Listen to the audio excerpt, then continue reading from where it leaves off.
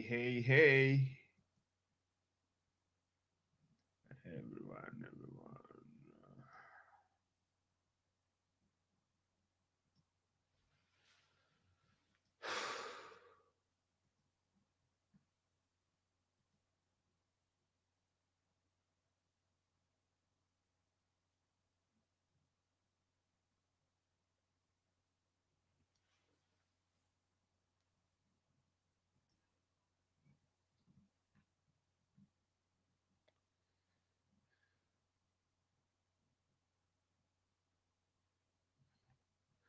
Just 1 minute, okay? Mumpem just a chike katono nnyo.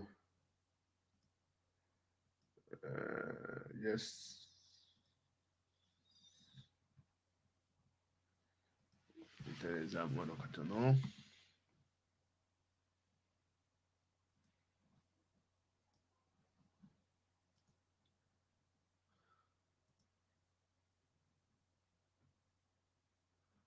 Okay. Kimaliriza kyembaddeko. Soke mbabuuzeeko Florence, Mugadu Charles, Shadia, Edna Chiza, Norius Esther, Lovely Rouge, Becky, Commander Dennis, Mpanga Esther, thank you. Congratulations, Joseph Mogere, Maria Sa, Kungu, Hassan. Okay.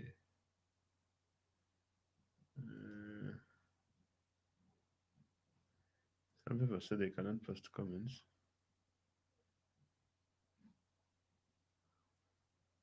Okay. Now, basically 1 or 2 things, or 3 things, or 4 things, or 5, whatever. You know.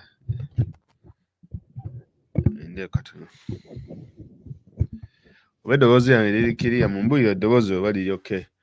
Eddoboozi kwe liri, guys, eddoboozi kwe liri is my volume okay? Let me know please there. Let me know if my volume is fine. Naawe Saulini.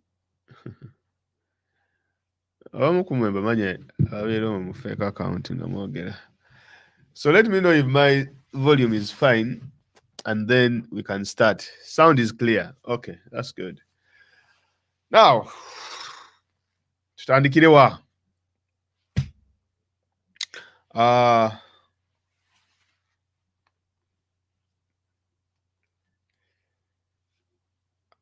Abalina enkoko zammwe mugira mulindako zirya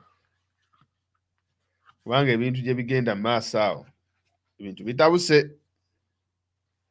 There is a possibility nti tugenda kuddayo mu lockdown. Uganda bagenda giteeka into another lockdown for another 2 months. There's that possibility. So, pulizaako ku beewaka ne bagamba nti ebintu birinnye ebbeeyi. Emmere erinnye ebbeeyi, everything now kya buseere. Abalina abaana abakyasoma guno omwaka mugusazeemu. Like literally just forget about this year. Mu planning ebirala. Plan something else. Kubanga ebyokusoma already bibadde byagootaana. And so, byongedde era oba bigenda kwongera kugootaana in one way or the other. So now that is really interesting. Kubanga COVID afuuse COVID. COVID ali mu simanyi na kumanya. Obubbi bufuuse obubbi and so on and so forth. Naye nze kambabuulire kino ekirwadde Uganda tekigenda kireka kyekimu. Uganda is not going to stay the same. Era kambabuulire kino ekirwadde mwetegeke tuyinza okuddayo mu kalulu by next year. Because the rate at which COVID engeri gyasanjaganyizaamu Uganda, I mean, it is really, really, really, really tough. Because kati oluusi ogamba n'abantu, like I always tell my family basigale ewaka. Naye nga n'okusigala ewaka times olaba nti nakyo tekibataasa almost. Abantu kati badduse Nairobi, everyone is running out of the country. Netugambe ensi eno gye mwatukubira emiggo, ensi gye mwatuttirako abantu baffe, all of a sudden kati kasenyiga akawuka ke mutalaba nakulaba kakati ke kabaddusa kagibaddusizaamu mugifulumye. Ani yali amanyi nti these people will even run away? Nze gamba buli abo bonna abanene teri munene alwala kati ekirowoozo kyasooka okufuna naga nti no bantwale emulago oba bantwale simanyi ku Paramount Hospital. Ekirowoozo kyasooka okufuna Nairobi, okuva Nairobi London paka America. That is where they want to be treated. Ensi gye baatukubirako emiggo. Absolutely Katonda alina engeri gy'akola ebintu bye, but I think byebyo. You know what they say in religion? Nti sijja kozesa ddiini wano. But this is the issue. It has come to a time nga n'abantu ebyokusonda baabikoowa. Musimanyi basonda ssente za COVID. No one is going to give anyone money eza COVID. And that is what I told people. Ku bintu bya harm byabadde akola. Like I've always nali nalekayo okwogera ku mwami oyo gwe bayita Ham Kiggundu. Naye ate olunaku lwa 2 days ago nalabidde ddala nti ono guy tali legit. Like of course I knew he wasn't legit, but displaying money like that, n'abeera awo okumala like 8 hours alinda receipt ng'alinga omugagga atalina byakkola, negamba ono omugagga wamwe Hamu. Hamu nga yatuswazizza nnyo. Of which nti mukugula sente ze yaleese 5 n'aziteekako amateeka muzigule vaccine. Kyokka nga gavumenti yayisa dda billion 80 billion Ugandan shillings was passed kugula vaccine. Kakati oli naye aleese 5 bye mwaguze vaccine. Aleta ku myoko n'atugamba ne zino zendeese naziguliddewo dda akawunti. Kwegamba nzireese ziyiseeko wano nziyiseeko wano mu office ya Prime Minister, then oluvannyuma azitwale mu bank account ye, which is really interesting. Zingamba, why would you donate money ate oluvannyuma n'ogamba nti no gwagenda ozibankinga? That doesn't make sense. Aye n'ogamba n'abalala abagagga bonna ssente bazireete gy'oli. Gwe okola ngaani? Like gwe okola ngaani? Who are you? Ekisaawe kyakulema okumaliriza. Ennyumba ye eri mu lutobazi. Abantu akatale k'owino twali tetumanya ani yakookya. Bakookya emirundi 3. Bakana kati investigations tezikolebwanga. Akatale k'owino. What kind of human being is this guy? Nti wekamala okujja emirundi egyo gyonna twagenda okulaba ebizimbe bisituka. Maybe it is high time we asked the questions. Kati wuuyo emabegakaawo n'avaayo n'atugamba, bannange Uganda muveeyo mulwanirire DTB. Naye banaye abasajja bano babbi. Naye Ham oli musajja muzibu nnyo. Kamba buulire gano si magezi ga Ham. No. That's not Ham. Ham is just a puppet. Waliwo abamukoleramu emabega, and we all know the people abamulimu. And let me give you one sign of these people. Bakugamba ogende o displaying essente nga bwe yakikoze naye. Kasita omuntu avaayo na displaying essente omanya bumanya nti sizize. That's it. Ngamba mu Uganda, in Ugandan setting. Abo bonna abavaayo ne displaying essente. We all know how it ends. Shwira. Naye gwe omugagga n'owaayo ssente ate n'obeerawo okumala for 2 hours ng'owoza oyagala receipt for 3 hours olyawo 4 hours onyonya receipt. Ate mu ssente waziguliddewo naye Hamu tuleke please. Now this is what these people do. Ekyokusatu, for me it didn't happen as a coincidence nti ssente kasita bamaze zero erizinga zino eza IMF kati tulaba Hamu aleeta 5. What a coincidence. Maybe it's a coincidence, but look here. alabika yabadde creating a space nti cash ayina mungi, like cash in her at hand, kati yabadde alina creatingawo space ku zino empya ze baweerezza. Zinasooka azigyewo, ndowooza aggyemu bunnotisi obukadde bwonna bwonna obwo buliko covid, obunooti bwammwe obwo bwonna bwe mubadde mukozesa mu kiseera kya covid, kuba obusente obulaba bukadde bwe buyitamu renti. Hamu ali mu bantu bameka abasasule omusolo mu Uganda? Let us look it up. Let me look it up. Yes, Ham Enterprises taxpayer Uganda.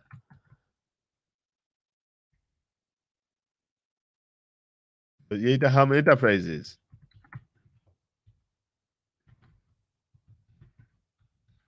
Yagala kulaba asasula omusolo gwa sente meka.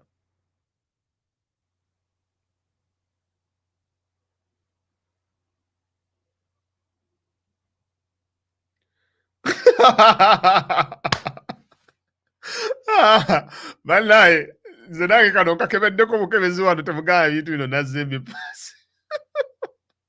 Wallahi sinnabipangako, naye Hamu tasasula musolo ye mugagga waffe oyo.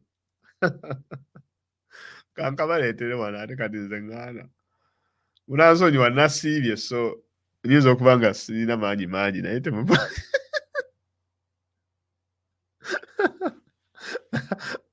Mukala Hamu, lwaki tosasula musolo? URA releases tax defaulters shame list. Okay. Katulabe wano.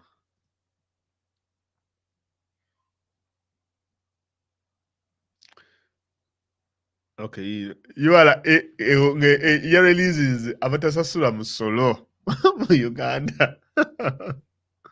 I think omuntu atasasula musolo tanyala kudonatinga sente za covid, because tumanya tutya nti ezo sente zasasula yenga bano nabo tebampa listi kakakompyuta bakabadde ki. Abana ya Hamu Kiggundu ng'alina ebizibu bingi.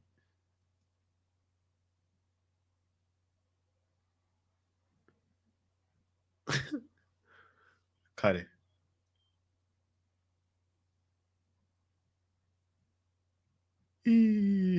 yalabbi abasajja bonna be bawa contract eza covid bonna tebasasula.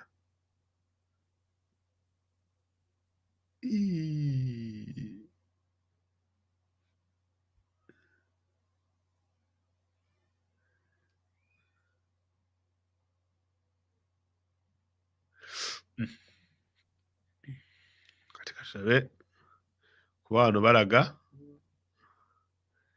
URA 288 individuals tax defaulters, and now I think company tebagiyita Ham Enterprises. Wano Ham Enterprises, where is it? Ham General Suppliers oba yeeyo. Then endala wano Ham Enterprises Uganda Limited. Okay, taxpayers notice katugikebereko wano ate kigaana. Income taxpayer notice, powers conferred on minister responsible for finance, Income Tax Act. This notice is issued on 2018. Commencement, blah, blah, blah, designation of persons, payment of agricultural products, payment of goods and services, supply materials. This was the legal notices, supplement, whatever, Uganda Gazette. Now, Control F. Whoa. Oh, zino zonna company tezisasula musolo. Njagalawo company emu.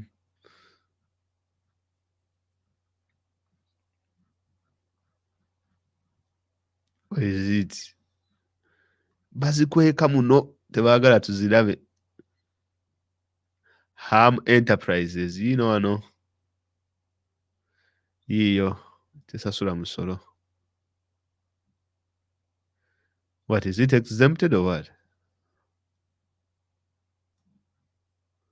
That is 2018. Now, what do they say? In exercise of powers conferred upon the minister responsible for finance, sections 1, blah, blah, blah, Income Tax Act. This notice is issued on This notice may be cited income tax designation of payers notice. The notice shall come into force first day. The persons specified in the schedule of this notice are designated as taxpayers for purposes of Income Tax Act. Where any person designated in this schedule notice as a payer pays amount exceeding 1 million shillings to any person for agriculture, they shall withhold the tax of gross amount, blah, blah, blah, blah. I think this is where the person designated the notice amount aggregate 1 million shillings to any person. I think he kalistically exemption. They were exempting him from paying income tax on his workers who exceed, I think, 1 million Ugandan shillings. About who earn, I think, more than 1 million Ugandan shillings. But then, if you look at this list, like, it is hard to see where you can find him into that the guy really is one of the biggest taxpayers. Like Tasasula Musolo, to be honest. But then he donated money, which is not bad. He can donate as much as he wants, but still, Fetwamutegede into sente zagaba, sizize. They just give him the money. Tasobola kutolako yadde n'ekikumi. He has no power to kutolako yadde n'ekikumi. And then he brings the money over and he hands it over. Now, what we are seeing here is something very simple. It is the fact that in Museveni's government, because the fight between Ham and Nabanja, and Dr. Musenero, whatever, that lady, it is a clear indication that things are not good within the institution, that is, within Museveni's regime. Shenva mulaba kakati bayise ebintu, kakati Kibalama bamukomezaawo, yawonye COVID bamukomezaawo, kakati mulaba constitutional court ensala yaayo yagaye nti no tekikkirizibwa ba civilians bonna bonna kuwozesebwa mu kooti ez'amagye. Kyemuva mulaba right now nti abantu abagambibwa nti no batta Katumba, abaali bagezaako kutta Katumba Wamala, 2 suspects have been gunned down under unclear circumstances and no one knows, which is really funny. Now look here, guys. If Lokecha avayo n'abagamba nti suspect twamukubye amasasi, banaye mwana utakirabako ku social media omuntu nga bamukubidde amasasi mu Kampala, olaba bagakubira eri Ntunga mu Lukungiri. And people in Kampala get to know of someone who has been shot. Gwe nogamba nti omuntu yabadde adduka, right? Awo mu kifo yabadde addukira nga tewali muntu n'omu yabadde na ssimu n'akwata amasasi agaavuze, of which amasasi luli gaavuga Katumba Wamala ensi yonna neewunuukira yaba naye bakubye amasasi tugawulidde wano ntiye. But bakubye abantu babiri amasasi, right? Naye no one had those bullets. No one even captured that moment. And no one has kulanga their person nti omuntu waabwe yakubiddwa amasasi. Come on. Totally that dumb. Are we? Are you guys, you tell me, are you that dumb? And let me tell you guys, if you look clearly, no nyonyereza,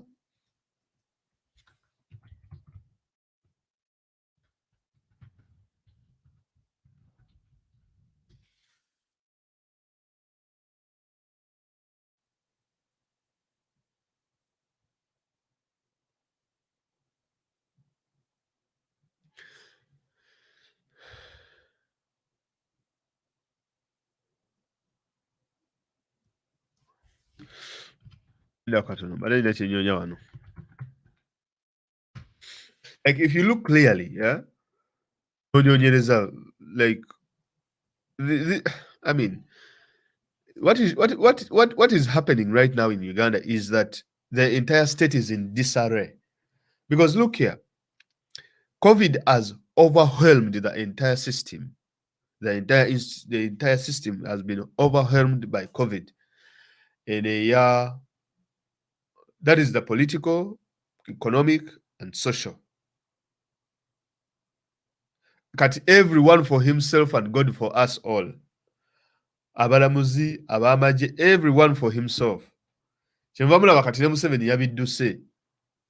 Because look here, if a country is in a crisis like this, people expect at least daily briefings on the situation. Naye olaba nti buli omu yabidduse. Kye tubagamba ku nepotism ne tribalism. Buli lw'okwata omuntu n'omuteeka mu kifo nga takigwanidde, that is what you get. Kati bagenda ne baddira oyo mukazi gwe bayita simanyi Dr. Diana Atwine, Dokita with K, not with CTOR. Dokita with DOKITA.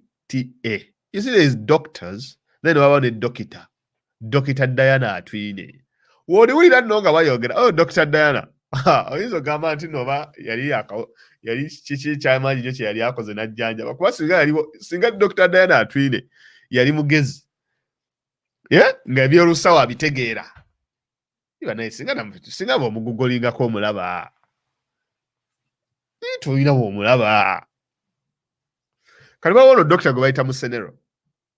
Now, Musenero was a microbiologist. He's one of the microbiologists we have in the country. Yasomera eno Bulaaya biki. Like era walaba ebintu byayogera olabira ddala nti ebintu byayogera abitegeera. Even Ruth Acheng, naye like just putting this aside, Ruth Acheng naye bw'omulaba, she's a bit into byayogera in terms of health abitegeera. Naye bannange Dr. Diana Atwine olulimi lw'ekisawo talutegeera. I was speaking to a friend of mine. Nanga nti look here. Nze ndi nurse wano mu UK. Naye Diana Atwine ebintu byayogera wallahi tabitegeera. Tabimanyi. How did Diana Atwine get the position?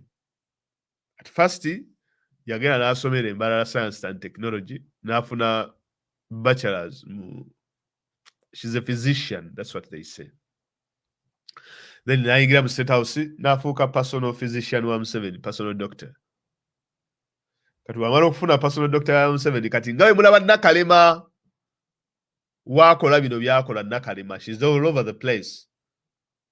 Nti Nakalema waliwo kakati State House Anti-Corruption Unity, kati office ya IGG bagijjawo. Kati Nakalema buli kimu gw'okubira Nakalema kino Nakalema kiri. Now what happens is this. Muna agenda okulaba in a few years time Nakalema nga balina gobagobye nga Nakalema bamufudde permanent secretary. Obanga bamufudde minister. The same, that is how this lady also came into the limelight. Nti yali personal physician wa Museveni. By then, I think Asmani Lukwago yali permanent secretary. Then Diana started involving herself in the Ministry of Health issues. Nga yalinga minister wa health. Era nga bagamba Dr. Diana Atwine yakutte eddagala. Dr. Diana Atwine simanyi yakoze kino, simanyi yakoze ebya health. Nga w'omulaba oyo sort of the way Nakalema works is the same way Diana Atwine was working. Nga basetinga amadagala n'agenda n'aga recoveringa. Nga banyonya situation ne bajja ne kamera ne bamukwata. Nga we mulabera Nakalema we bamukwata ku kamera. Kyova olaba today Diana Atwine ate kati yalinga Minister of Health, ate nga Ruth Acheng amusinga okutegeera ebintu. Ye takyalina kyayogera, kati yasigala nga kabumbe kakazi kattu katambula kadde eno kadde eri. Tekakyabitegeera nako. Diana Atwine ye yali mu substandard. Ne byayogera tabitegeera, ebya management tabisobola, ebyokukola tabisobola, talina kyabusawo kyonna kyakoze. Okuleka mubuulire kuwa contracts b'amagye bano ba Museveni, family z'aba Museveni and so on and so forth. Now that is the same thing how Museveni operates. Nti yakwata ono mukazi gwe bayita Janet mukyala we n'amufuula full minister, n'akwata Muyingo omusajja alina n'amasomero. Okay, ne Janet alina amasomero ga St. Lawrence, of course, but she doesn't run the schools. Kyenva mulaba bakola statements ze batategeera mu mutandika okugulira abaana container. Joli bo be baali balwana nga badduka nga babatwala akayiri gombe. Balina obudde obulowooza kugula container. Ebyo nga teyabyogera ku mulembe gwa Amini nga abatwala kaguddeyo. So kakali akwata Janet n'amuteeka mu kifo very substandard byakola tabimanyi, then n'akwata Muyingo n'amufuula state minister. Ne Muyingo naye n'akikkiriza. Like a fully qualified teacher Muyingo, like if there is anyone that knows the problems of the Ugandan education system, it should be Muyingo. But that's all Chikola. So now this has now backfired. Everything has all of a sudden, bang, Tubadde tuli ku time bomb. Now the time bomb has bakiyita batya bomb okwabika. The time bomb has okwabika. Eyabise. Oyo ddala atwine takyaweza myezi ebiri. She's not. Because you see, what happens usually is this. You see, they say in English, the higher you climb, the bigger the fall. She climbed so high, but now even within the NRM itself, bebatandise omukuba omusabula. Fe tuli eno tutulula tugamba because me as a person, I don't expect anything from government. I don't expect absolutely nothing from Museveni. I can't even waste my time. And as I laugh, when I see people demanding for food, that people should be given mobile money, for what?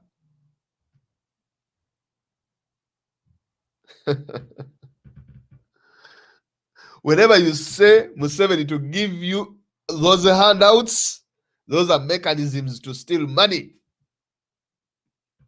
The previous lockdown we had, the most money that was stolen was through the office of the Prime Minister, 59 billion that was allocated for food. Sareya Baka Abidi. The Maswalam Operation Wealth Creation, they brought Museveni AWOL into the fray to give it a good face. Second lockdown, Nabanja, 52 billion, 500,000 people. Abantu emitwalo ataano bagenda okuweebwa ssente. Really? Bagenda kubaako babeka ssente betuyinza okuconfirminga that these people really got the money. Look here, we have a government that cannot transport PPE from the national medical stores to hospitals where they are needed. And you're telling me that same government is going to get money transparently in an unaccountable way and hand it over to you? Buli gwe bagenda okuwa ssente ezo abayetaaga kibooko.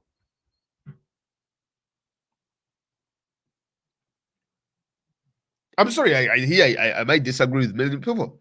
That's my position. Handouts, no. A government that has failed to put up beds. They cannot put up beds, but they can give out money.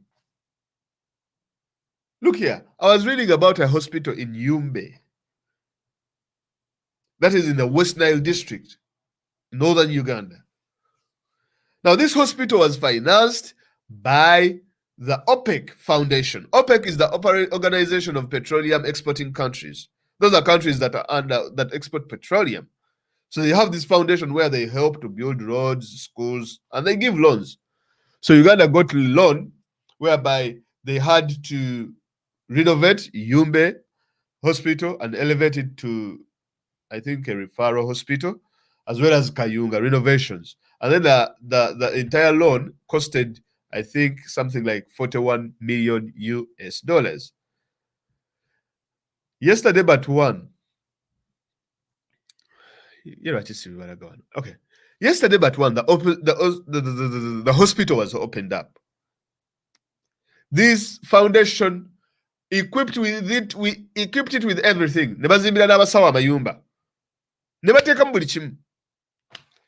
Guess what they forgot? They forgot about the doctors. When they budgeted for money, you have a very big hospital facility that they think is going to run on its own. And the doctors, they are nowhere to be seen. Out of the almost 284 doctors that are needed to run the hospital, Bainaka to move Eyumbe 32, but the hospital has everything. And we are even lucky that it has most of the staff that is required. But the running costs, because Museveni's role is but Museveni's psyche, he does not invest in human resource. He wants everyone to be dumb. He wants to be the only wise person in the country. And that is why if anyone tries to be much wiser than him, you either have to leave the country or you have to be put kuteka among the lowest of the low, and we are not going to accept that. This generation is not going to accept that. You're not going to be slaves. We would rather die on our knees than standing up, than living while standing in praise of Museveni, being sycophantic in one way or the other. I mean, if you guys look into these COVID things, really very, very frustrating. Bobadieri, they are enjoying. I wish someone could cough in their face in that Delta variant. I wish someone can cough in their face. Never will rado buluma. Like cough. Ha ha. Banabe kwasa abana baffe bano. Mujja kukwatayo atakwatika. Ajja baleetera Indian variant mu prison system. Abasibe bonna mujja bata. Ababaleetera awo ekireka awo mu CMI eyo. Mujja kubata. Ekyo tuyita divine intervention.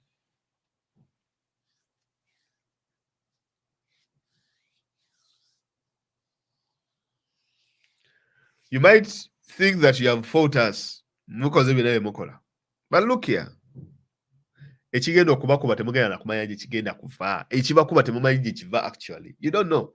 Because right now ffe tuzingana buzinzi mikolo ne tulaba. Kyova nze mbagambye ezo ssente ze bagenda mu bbawa simanyi ezaagundi. Nah. I might be more of a capitalist in those. I'm anti-handout of COVID. 100 grand? Come on.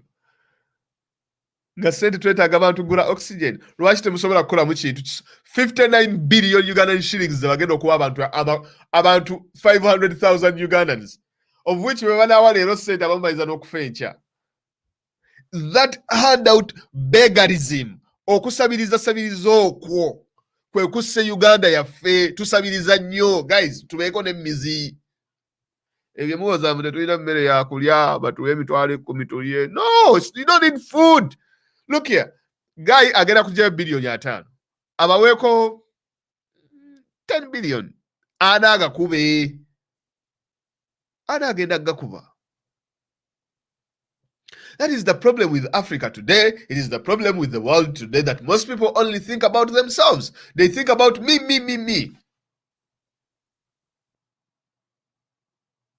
Abantu kakati kye bakyafaayo, they would rather pay so much money in terms of having they would rather pay so much money, or they would rather wait for the government to bring piped water to their households rather than coming together as a community to dig a well. Because we are stranded, we are caught up in a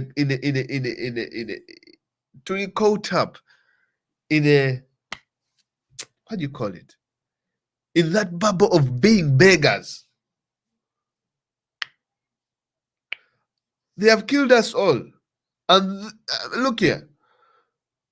This is what happens. Agenda, ye beggar in chief. Ye kasabirizi in chief. Agenda nasabiriza mu nsi zino. Naleetayo mbu zasabiriza. Nazireeta. Nagamba, gwe kwata, nawe kwata. Ntusabiriza. Oh, tuwe. Museveni tuyambe. Banayize kambabuulire. Buli we tutuuka mu mbeera eyo, things are really going to be hard. What I tell people all over what I'm telling people now is we have to start preparing our mindsets. Kati tulina okutandika okuteekateeka mindsets zaffe mu Uganda empya gye twagala. Tubeeko n'emmizi. Tinewe bajja ne bampa obusente bumeka nga mayanja. Njagamba nedda. I don't want your money. Ne bampa obufofofo waabwe. Oh, no. Evidence is there that shows that Museveni does not need your knowledge. Talina gwatwala kumukozesa nga ayagala kumuggyako magezi ge. Buli gwatwala omukozesa amutwala. Look at the selfishness in his own cabinet. I was watching a video of This gentleman known as Moses Ali. For those of you who don't know, Moses Ali was a rebel. Yalimu yekera. And he is held in high respect by the people from West Nile. Now Museveni n'abakubaganyaawo kuba bw'amala okuwamba Museveni wamala okuwamba Moses Ali was like, I think nange kanzireyo mu nsiko nwane. Museveni n'abakuba akalimi nedda ajja kukuwaayo wano ekifo. Abantu bo bagambe baleke genda kulwana mu nsiko. Bajje tulwane. Bajje tukolagane. Tofaayo. Bajja tujja kubateeka ku musaala gw'aba veterans. The same trick he played to Tabani Amin, the son to Amin. Now this is what he does. What Museveni does, he isolates you from your people abakukirizamu. Wakwa isolatinga nakuwa ogufa ogunene ogwa deputy prime minister nga bwe yakola oyo musajja General Moses Ali. Kati Moses Ali bano n'abayekera be yayina gwe batunuulidde. Ti Moses Ali ebyaffe tabituusaayo. Era Museveni we yagenda okugulawo factory y'emicyungwa eyumbe. Moses Ali yamugamba bino byonna obikoze saagala kwolonera na budde. Naye aba veteran abaalwana bagamba nti akasiimo kaabwe kaluwa. Now, here we see two things. Moses Ali is not a person who should be complaining. But why is he complaining about the casino? Akaba simanyi UNRF abaana aba West Nile. But veterans from West Nile, why is he complaining? But Museveni has opened the factory. Museveni has opened an hospital the same day. Naye Moses Ali agambe ebyo byonna nze mbirabye saagala kumanya. But abaana abalwana, where is the money? Museveni n'atunula ngaazi. Now this means two things. Selfishness. Nti abantu bano babawe before they become selfish. But the pressure mounts on them from the people they left behind. N'abantu bebaawabya. Kati abantu abo bebaawabya. When they get haywire, things run out of control. When things run out of control, gwali mu kafo ako oba olina okusuulibwa. Those are the Nachiwala Kiyinjis. Those are the Sarah Kanyikes, Professor Apollo Sibambi, and so on and so forth. These things we have learned. Baba bakyakulimba ki gwe Betty Kamya simanyi sebuggwawo. Nothing. Selfishness. This idea of me, myself, and I should stop. And what exhibits such kind of ideas is the fact that buli gwe banaakwasa emitwalo egy'ekkumi n'agikwata, boss, ye national cake here for the next 5 years oba owedde. You have nothing to demand from these guys. Why would you really leave? Noleke emitwalo, like noga nti bampe 10 then ebisigadde sijja kufaayo. Because what Museveni wants to do is to create some sort of excitement amongst the public so that they forget about the real issues. Ask yourself a question. Why is it that most of these things are done within Uganda region, are done within the central region? Now, I'm not saying that we should not be given. I'm not saying that things should, because number one, it is the capital. But number two, that is where the biggest opposition is. Museveni's philosophy is that if at all you are already turned, wabanga wachuka, there is no need to preach to you. Kati woba oli yumbe ng'ogamba nti Musa Museveni eno yumbe yonna koboko yonna yiyo ya yellow. That is the beginning of your underdevelopment of the area. The moment you make that statement, now look here what Museveni did. Yakola what? He lost bigly in Trump's word. He lost so much in Uganda. He lost so much in the central region and the surrounding areas. So he is trying to use the carrot and stick to buy back this particular region, to see if he can get it back. And it is costing him 50 billion Ugandan shillings. But the mathematics is poor. Give me 50 billion, I will give Uganda, I will get Uganda back to you. You're targeting 500,000 people. Ngabalozi abali mu Buganda region bawerera ddala millions ezisukka mu mukaaga oba ettaano. Means that you have not even touched 10% of them. Okay, you have not even touched 25%.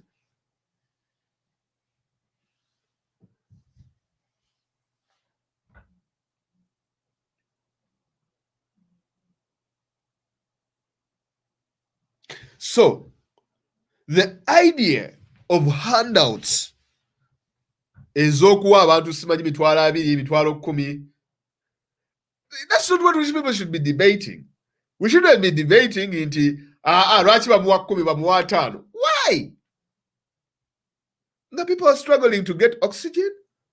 The people are paying bills amounting to 100 million. Corpses are being corpses gali mukuwambiwa day and night. Ebiramu giri mukuwambiwa.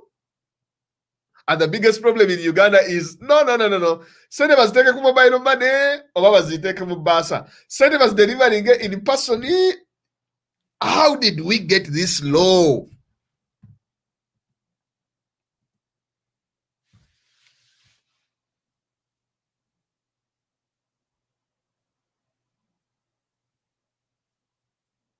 How did we get this low? So whenever lockdown happens, instead of people demanding for things that will benefit societies, for things that will benefit communities, people are demanding for selfish things. And after getting that money, everyone will forget about it. And no one will even ask for accountability. Because that is how it is meant to work. To take a billion yatano, Prime Minister's office for posho and beans, namata, then supply substandard posho, nensigo na bichibyo ebirikola anji mubawe baliye bafe. But take the biggest share. That's how it works.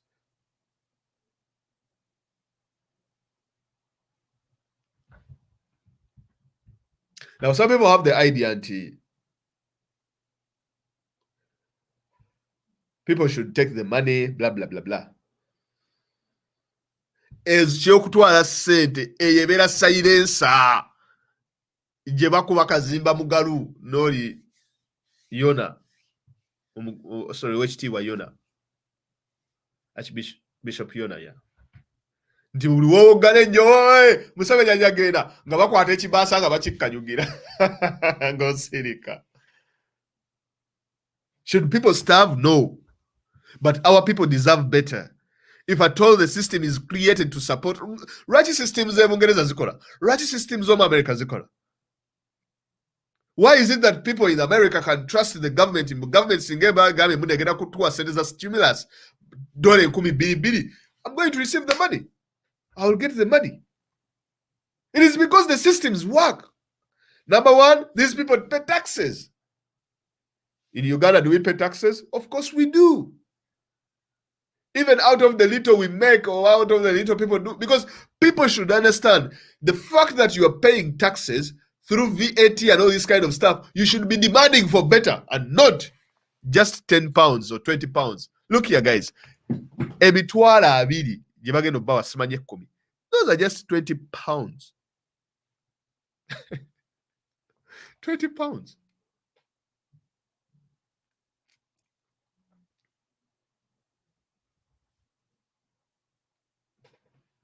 It's just £20. Think about it.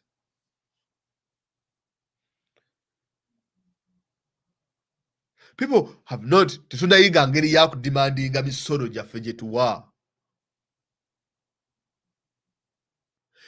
A government that even struggles to identify vulnerable people and non-vulnerable people. I mean, this is a makeshift kind of country that, no, it's not a makeshift country. It is a makeshift kind of government. You know what you mean by makeshift? Nkubirire.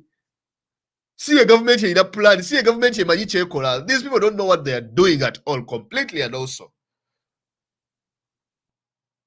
Because you cannot tell me, Jisimanyo Omuntu Baba, DJ, Omuyibi, all these are vulnerable people. The people who should be getting that money are the elderly.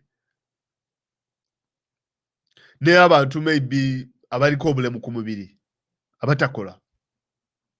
But they struggle to even identify the vulnerable people. And you tell me that, oh yeah, guys, Yeah, we are getting the stimulus. It is really good. DJ, yeah, so secularist. Come on, really? DJ. Which DJ? A DJ who can even make his own money. We have a gentleman here. Two guys, very, very creative. Omusajja bamuyita DJ Billy. The other one is called, I think, David. David does some DJing. Look what these guys do. They do online DJing. How can a DJ make money online? These people are killing creativity. Whenever we become a begging economy, it kills creativity. Welfare kills hard work. That's it. It kills hard work. Handouts kill hard work. Handouts kill creativity. Because right now, these people are waiting for the 20 pounds. A DJ, alimukulinda pound yabili. Yet he has a computer at home. He has a mixing table at home. I know everything at home that he needs to be making his own money. Really? First person DJ. Come on. Senebeka mitwalo 10. DJs are easy.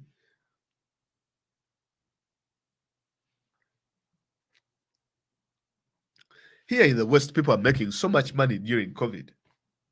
If you know where to look, if you know how to use the opportunity. Now, even those that are not making money, who had their... Now, let me give you an example what happened here. This is what they did. For example, restaurants. Restaurants have a very big business here. Because they wanted to jumpstart the economy, bayagala pushing the economy. Look here. If you go to a restaurant, for example, emitwalo etaano, the government will pay emitwalo ebiri n'ekitundu out of that money. Zoba osasudde mu particular restaurant. The government will meet you halfway. Now, what the government was doing here was two things. Number one, get the people back to spending money. Secondly, boosting the local businesses, especially in restaurants. I want to have a restaurant business. Now, I want to have a bar businesses. You would take out a loan. No. But even the loan system has not worked in Uganda. Operation Wealth Creation. You have all these stupid things. Nadizi, Operation Wealth Creation, Emyoga, Simanyi, Seneza Bavuka, Simanyi Seneza, and all that kind of crap. But here it is one thing. Okay, we can give you a grant or we can give you a loan. You have to return the money in such a period.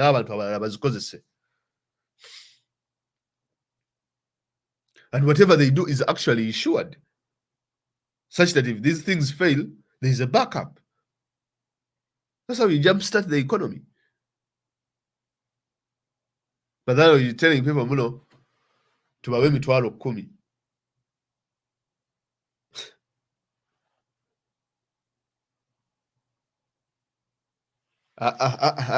Guys, I think we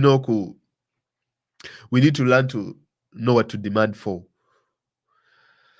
Now, if you're gonna take the 100K, that's fine. I don't have a problem with you. But for me, this is just my understanding of issues. I don't think people should be given handouts, like in terms of money, especially if the government struggles or if Museveni struggles to identify who is vulnerable and who is not. If they cannot even supply PPE equipment, they would rather look out for selfish interests and give money to selfish people rather than helping communities and helping the entire country. Because what they want literally is people to die. And for them, they take all the contracts. They own the hospitals. They own the minor contracts, Madagala, and everything. But for us, the only thing we get in return, mitwalo 10. Congratulations, guys.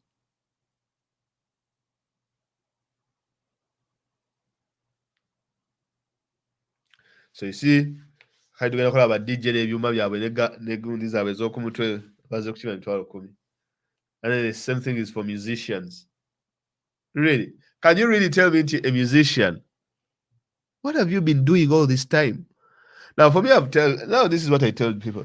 I've now known the professions I shouldn't advise my child to be doing. Well, you know, man, in Uganda, yeah, I think now you have an idea on what professions they should be studying, the professions that are kusoma.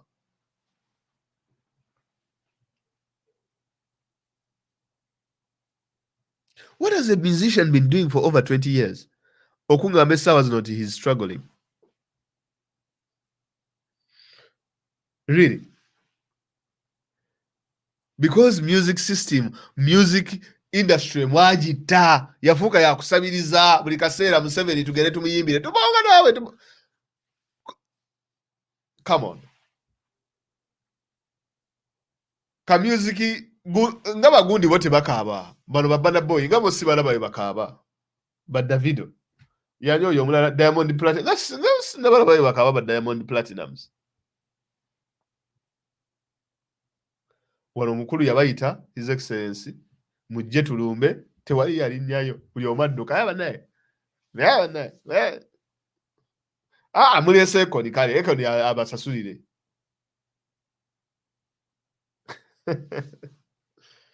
naye omuyimira ayina otugamba nti nno ddala you are struggling. Really? What have you been doing? Nze era omwana n'amala aleeta DJ waka. Abakazi ndowooza mulabika kati muyina waliwo professions ze mutalina kuwasaamu.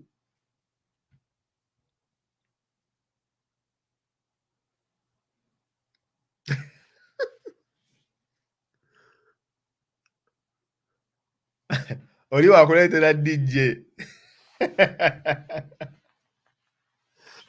osooka mubuuza ezannabbanja bazifuna nti ye va mu lujja lwange ogende. DJ alinda ezannabbanja naye taba mwangu my friend naye muyimbi alinda ezannabbanja. But it's not easy. Anyway, guys, for me that's it. But anyway, guys, the other thing I wanted to tell you is this. I told people that I'm really happy with how NUP is handling things, especially social media. Out of the 50 some MPs between us, as we speak, I think almost 18 or 20 have got Twitter accounts. That is really, really a very big milestone. Guys, we are the first, fetsose aba NUP okubeera n'ababaka nga bali ku Twitter. Bonna ne tubateeka ku Twitter. It is because of you.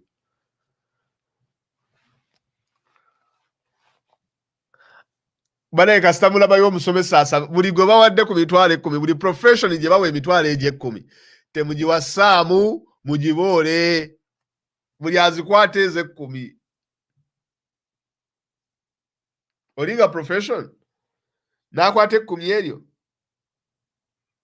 mubaboole. Okay, kakati banaye tupushinge ne ba councillors ne ba mayors. Tulina okumanya kye kigenda maaso ku divisions. Tulina okumanya that is ye knowledge gye twetaaga knowledge from top to bottom or from bottom to top.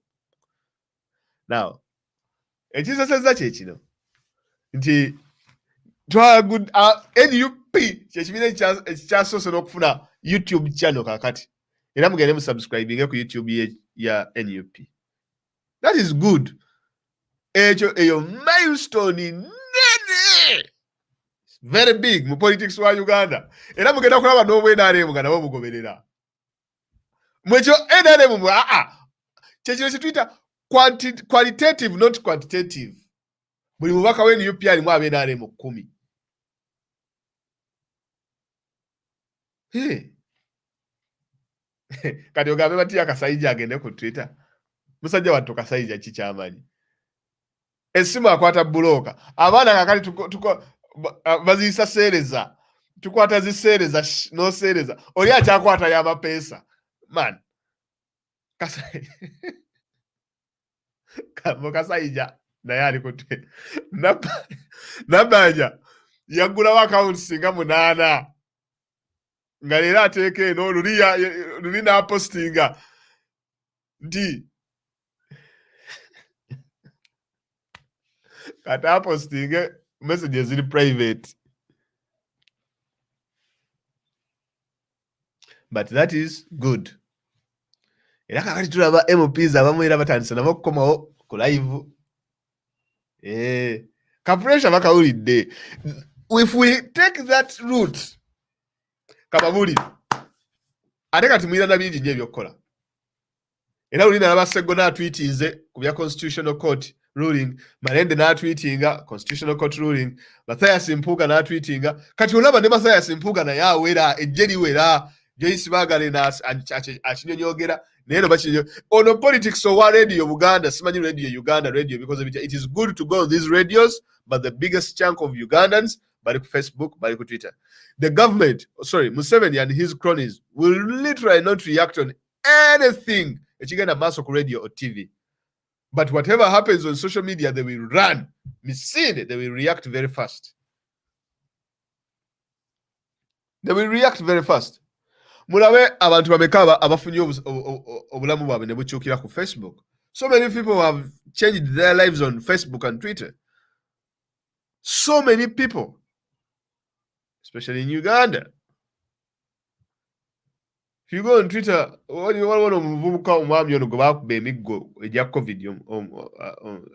some gentleman yali agenza okukola mu kibuga atunda perfume oba muyitanye omuvubuka oyo musiraamu.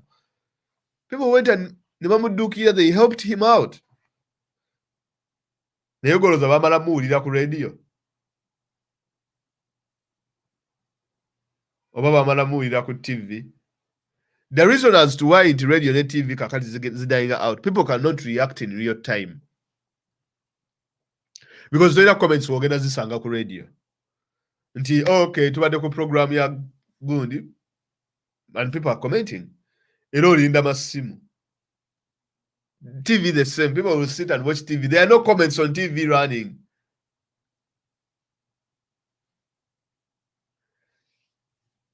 Too many comments is running ku TV.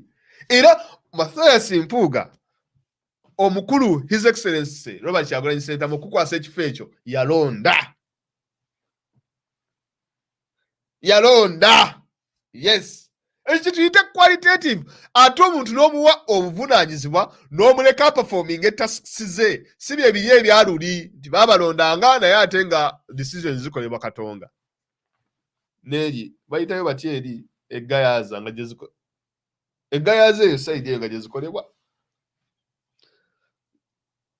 Ng'oli atuula ku makya n'agamba nti ono tumukyusiza Winnie Kiiza aveewo. Tuteekewo Betty Awol akyane. Kati olaba His Excellency Ali is playing a completely different ball game. Mathias Mpuuga naye is completely playing a very different ball game. Naye nga byonna they are related.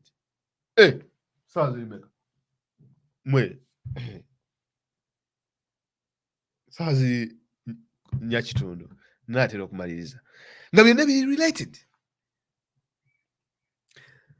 Kakati tulaba ne ba MPs bwe twali kuba kati tutulira bannaye. It is for the very first time nti baloya tulina nkumu tubula na kuwaako BNRM. Nedde kitisooka.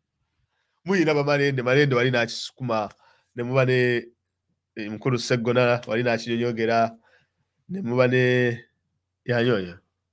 Loya ki omulala ali awo. Bawameri gye bali bakatana kale ne wakwale tebayitamu, but still baloya bangi. There are so many. Kati batutegedde batumaze okulaba nti nno abasajja bakaaye tuddeyo tuseeseemu era gababuulire. Bano omusajja muno katuyamba kuba babadde bamukubye naye bulabika bugenda kuddamu okufuna emirimu. Giraba bugenda kuddamu okufuna emirimu. Waliwo abasajja bwe baali bamasente abo baali bawemula ennyo. Naye kati baleka bagenda kufuna emirimu. Saba nabadde awo nendaba mukulu negamba wayi kangende mundabe ku live. Mukulu nga ku live kwali ejjo twasonze ssente, leero tugabye ku ssente. Hey. Anti munayo obwammeeya butuuba. Obwammeeya bwa Kampala butuuba. Ate Lukwago tetwagala muleeta kuba president. Anti bw'avaawo Lukwago. Nange nina okuddawo. Kati nina kutandikira wano ku Facebook. Era nga bwe nakikubanga luli. Kya Facebook no kyali kikutteyo. Tetuba kujja ne tu kuba no. Ndabe nemanya kitegeeza ekintu kyaffe kikola. Ababaka baseeseemu bakkaanye Twitter. Tulabe NUP platforms zaffe website etererere ddala. We tuba tusobola tufune ne newsletter. Joyce baagala wabanga gwakoze omulimu ogwo ne ttiimu yo nga obuvunaanyizibwa bwakuweereddwa His Excellency Oweekitiibwa Mathias Mpuuga. We thank you very much. Era naffe tuli ready okuwa input yaffe naddala ku media strategy. Museveni ateekamu emitwalo 10 per month ejja $. That is around 450 million Ugandan shillings just to do his PR. Naffe tekitugaana kutandika kukola PR yaffe ne mukola bu investigative journalism obutonotono ne mutuleetera things to our attention. There are so many things you can do. Nezi TikTok byonna mukola ebyo muffe kasita mubale media presence kyekyo kyokka. Fogwaffe tugukoze 3 years tuli ku kintu tukusabula. Naye kakati essaawa abantu batandika okulaba ku bantu baabwe nga tebabalinda ku ma TV oba ku ma radio and all that kind of stuff, you know. So, okay, I will have 2 calls. Then abalina kye mwagala okwogera era baba yesimu 2. Then nange ngende nsaale kubanga nensibulukuke. So, yeah. I just have 2 calls. So if you have anything to say, ladies and gentlemen, you know the number to call.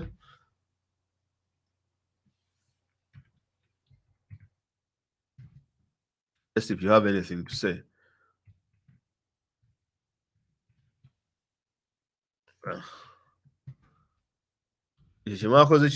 Like what NUP is doing is really, really good.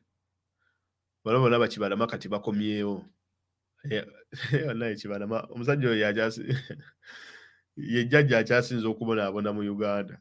Omusajja tannaba n'amawugge tegannatereera naye abanja kibiina. Bajja namukomyawo okuva mu ttaka. Tubanja ekibiina.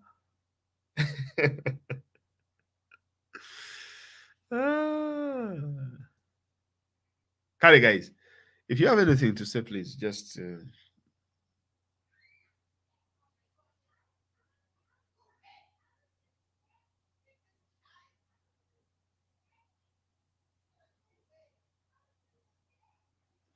hello.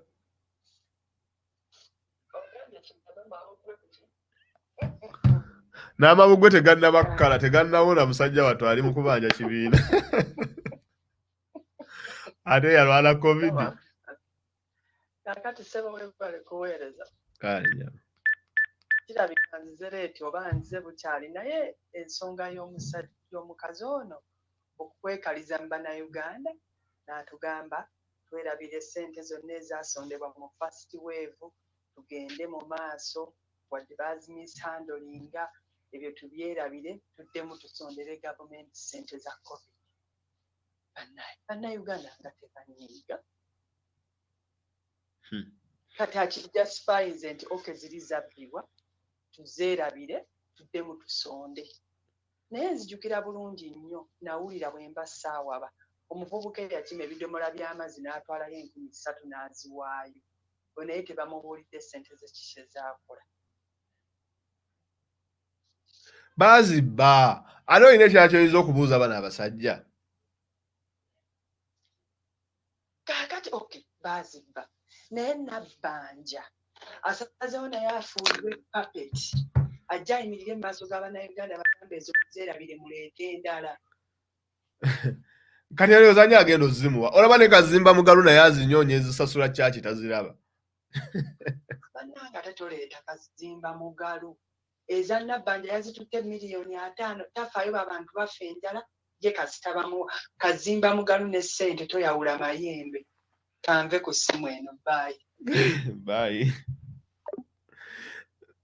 Kazimba Mugalu naye azinyoonya zimubuze. Awoza abantu baziyemba ate basonde ebyo mubikolanga nabbanja ebyo mubirekanga eyo ewammwe ne bahamu temubituleeteranga eno ebyo bye mwekozaakoza kitegeera ate ekyo hamu kye baakoze baleka baagaye tuleeteyo omugagga asuulewo ssente tupromptinga abantu baleete mumanyi nga muli mu miitingi z'embaga ewakaawo oba mu miitingi z'okwanjula kati ofunayo abantu beno b'okwasa ssente ze mwasonda sande eyaggwa ze mwasonda sande eyaggwa oba nga oyagala ssente basonde mu miitingi y'embaga abatannawasa n'abatannabafumbirwa mukwata ssente zaasooke bosonda ne muzikwasa abantu abamu abali mu miitingi kati oli n'agamba mpaddeyo omutwalo nona kati bano abapya n'aswala 2 3 4 5 ezange zitubaddeyo mu kashi ne mu biddinga kyemuyita oba ekirabo kimuyita oba kirabo mukyabikola ebintu ebyo Uganda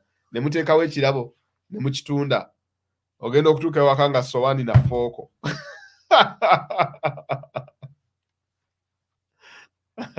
nga wabiguze akakadde kamwe sowaani ne fooko ibanna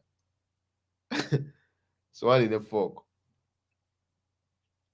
kati ne nabbanja baleka naye kye batukola ne hamu nti bazze bakutte ssente bazidisipuleyinze mutuzirete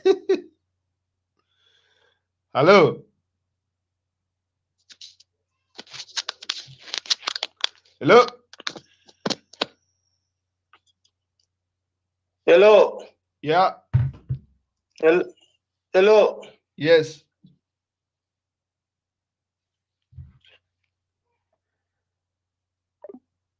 Kanabali yabadde akuba.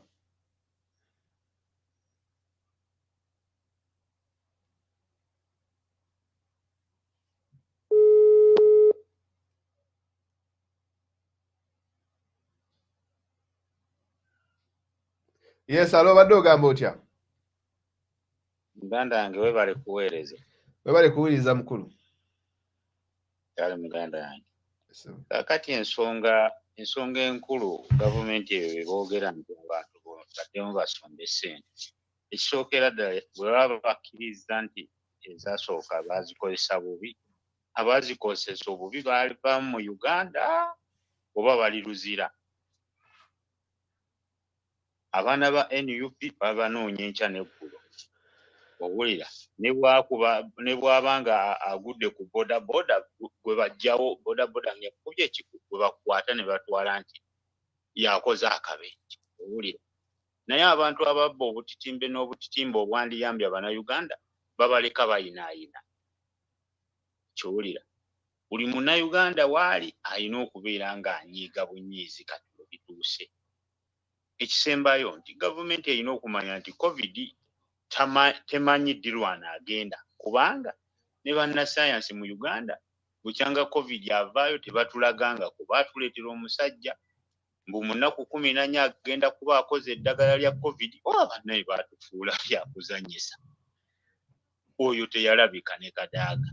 Ne Museveni n'ajja ng'atulaga omusajja agenda kukola eddagala mu nnaku 14. Okuva olwo yalaga wa? Kyolira bwe wabanga ddala ekintu tekisoboka gavumenti kyerina okumanya nti COVID bw'aba yajja si wa kugenda kati balina kunoonya conditions abantu ze banaakoleramu nga ne COVID waali kubanga n'abantu n'ensi mu Bulaaya ensi zonna zikola ne COVID waali abantu banaabaggala banaakomadi tuli mu third world country ate ffe be baggala kati tugenze kudda mu nnamba ki si bannamba lujega so gavumenti ezuukuke kandeke n'abateesa abalala bateese muganda nga webale kuweereza faayi kale mukulu webale nnyo okuteesaako kubadde kulungi.